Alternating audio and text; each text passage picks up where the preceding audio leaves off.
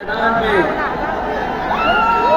उपस्थित बिहार की महान जनता, पत्रकार साथियों, मैं सबसे पहले तेजस्वी जी को और उनके दल को बहुत बहुत बधाई देना चाहता हूं। साथ ही साथ झंडा हटाओ ना यार। इस इंडिया गठबंधन और महागठबंधन के जितने भी दल हैं, जिनके कार्यकर्ता मैं देख रहा हूं मैदान में तो है ही, पटना के चारों तरफ और पटना की सड़कों पर मुझे दिखाई दिए हैं, जिन्होंने चुनाव शुरू होते ही ऐलान कर दिया है कि अगर उत्तर प्रदेश 80 हराओं का नारा दे रहा है, उत्तर प्रदेश 80 हराओं का नारा दे रहा है, तो बिहार भी पीछे नहीं है। 40 हराओं का नारा यहां से, और अगर यूपी और बिहार मिलकर के 120 सीट हरा देंगे तो भारतीय जनता पार्टी का क्या होगा। मैं अभी सुन रहा था, हमारे कम्युनिस्ट पार्टी के नेता ये कह रहे थे कि समुद्र मंथन हुआ था कभी। समुद्र मंथन हमारे सभी लोगों को पता है, समुद्र मंथन के दौरान क्या हुआ है। लेकिन इस ऐतिहासिक मैदान में मैं कहना चाहता हूं कि 2024 में संविधान मंथन होने जा रहा है। लोग हैं जो संविधान बचाना चाहते हैं, संविधान के रक्षक हैं, और दूसरी तरफ वो लोग हैं जो संविधान के भक्षक हैं, संविधान को खत्म करना चाहते हैं। मैं जब बिहार आया हूं आपके बीच में, जब मैंने अखबार उठा करके देखा तो एक युवती ने जान दे दी। एक बेटी जो परीक्षा में लेकर के आई थी, क्योंकि परीक्षा को रद्द कर दिया गया, पेपर लीक हो गया, जिसके कारण उसमें आत्महत्या कर ली और कहा कि मां बाप से मैं माफी मांगती हूं। ये उत्तर प्रदेश में एक घटना नहीं हुई है, उससे पहले भी कई नौजवानों ने, जिनको नौकरी नहीं मिली, उन्होंने अपनी जान दे दी। जिस से मैं चुन करके आता था, वहां भी एक ब्रजेश पाल बेटे ने, हमारी आपकी उम्र से कम उम्र, उस नौजवान ने पढ़ी लिखी डिग्री जो थी, उन डिग्रियों को चला करके और आत्महत्या कर ली। ये हालत है देश की। और वहां पर उत्तर प्रदेश में जहां पर से प्रधानमंत्री चुन करके जाते हैं, जनता ने भरोसा किया उन पर, उनको बहुमत दे दिया, लेकिन डबल इंजन की सरकार ने बेरोजगारी दी है।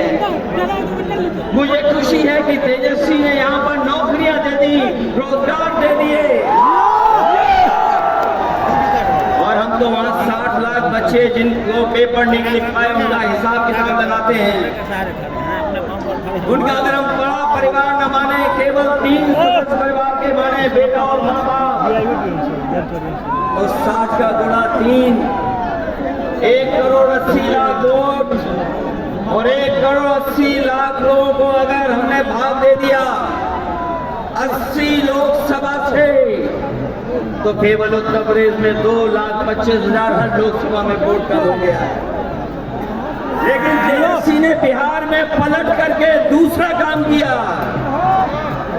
अभी 3 लाख नौकरी दी, हिसाब लगा लो कितने परिवारों का जीवन बदला।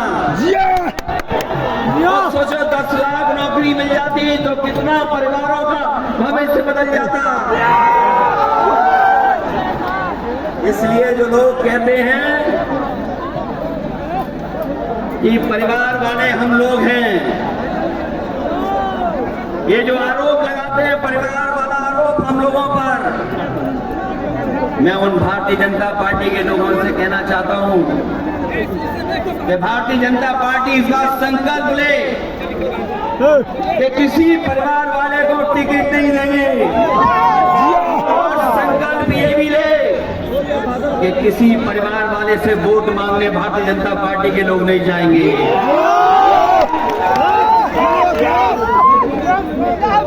मैं तो ये जोश देख रहा हूँ यहाँ मैदान में।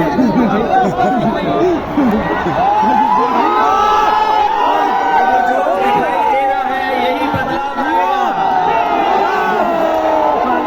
यही भाजपा को हटाएगा। जब जोशीले नौजवान मिल जाते हैं तो बड़े बड़े लोगों का तख्त हिल जाता है।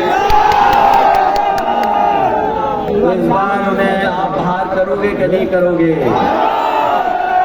पहली सूची बीजेपी की आ गई, उस सूची में बिहार बाहर है, बिहार नहीं है उसमें,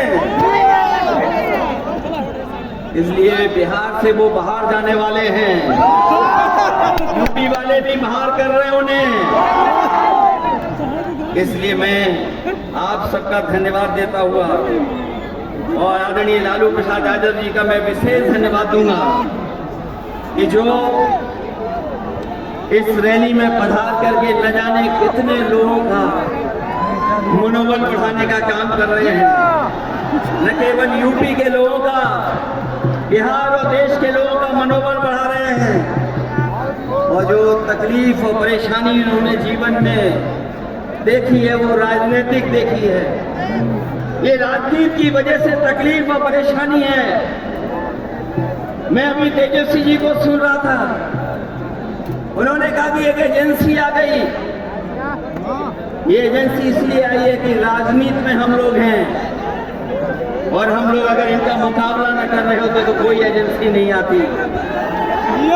उन्हें डर है ये ताकत मिलकर के, ये गठबंधन बन करके उनको हटाने का काम करेगा।